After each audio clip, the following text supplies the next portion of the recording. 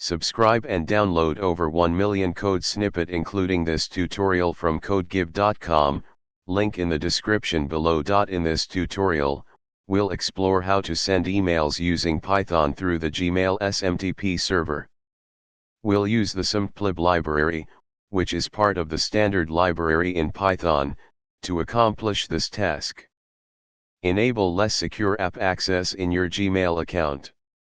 Generate an app password, optional but recommended for security.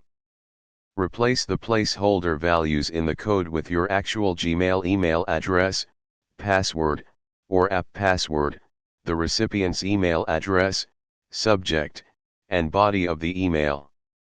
Import necessary libraries. Function send_email. Example usage. Remember to replace the placeholder values in the code with your actual information. Additionally, be cautious with your Gmail credentials and consider using an app password for better security. ChatGPT.